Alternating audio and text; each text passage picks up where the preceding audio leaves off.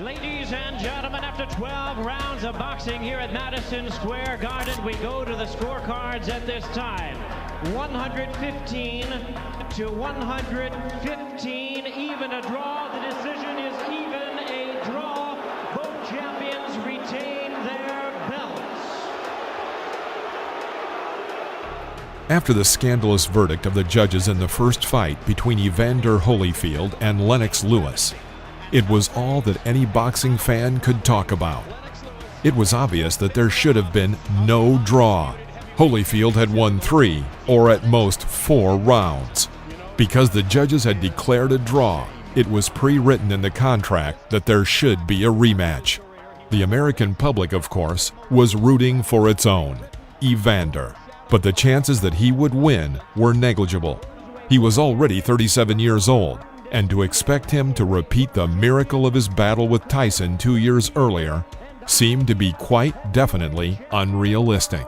Ladies and gentlemen, please welcome boxing's proud warrior, introducing Evander, the real deal, Holyfield. Lennox at the time was only 34 years old, and he was the clear favorite of the upcoming fight. These factors combined led to only a mediocre interest in a rematch. Here is the hard-hitting and current WBC heavyweight champion of the world, introducing LENNOX Lewis.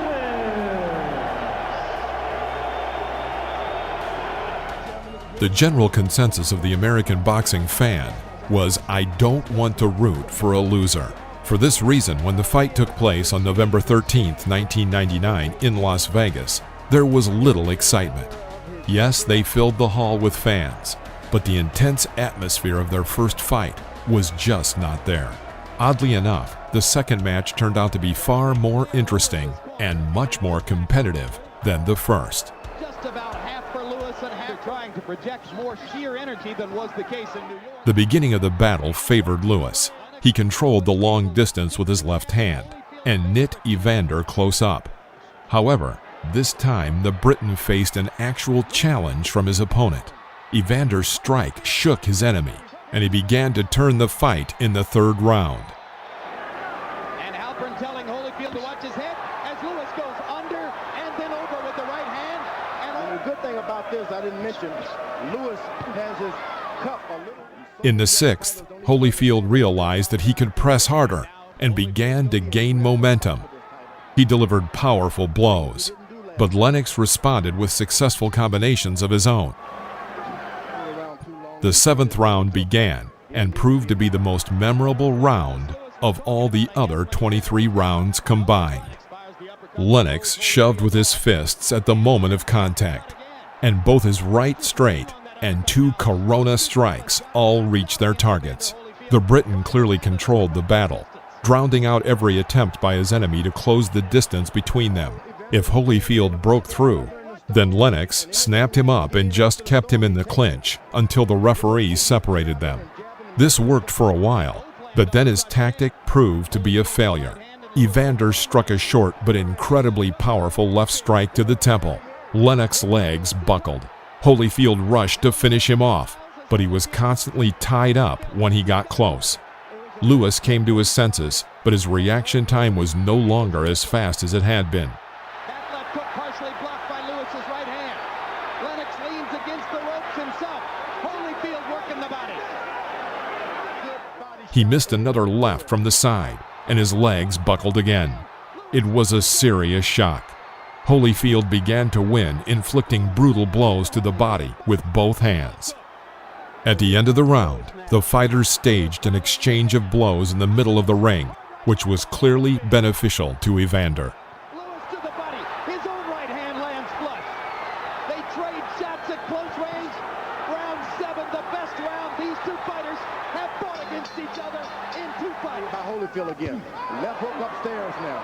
Another left hook, and Lewis backs up and ducks. Leaning forward now. He is into trouble. If only Holyfield could just muster up. So it's a much more even fight. But despite everything we're saying, Lewis has landed some shots in this round and may in fact be winning the round.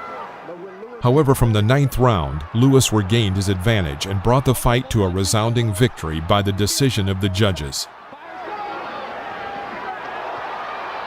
Now Holyfield's going to try to flurry again to convince the judges he's an excellent boxer. Knows what to do and when to do it.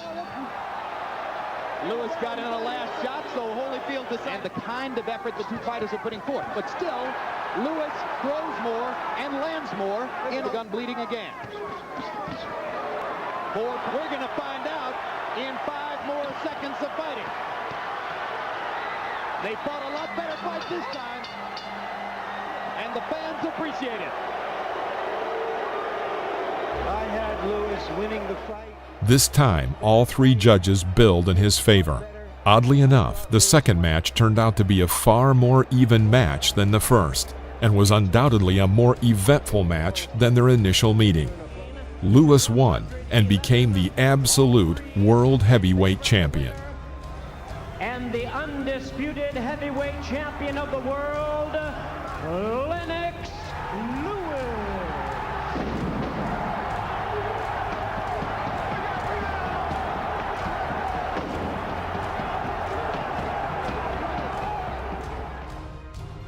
If you liked the video, press the like button, leave a comment, and don't forget to subscribe to the channel so you won't miss any interesting episodes.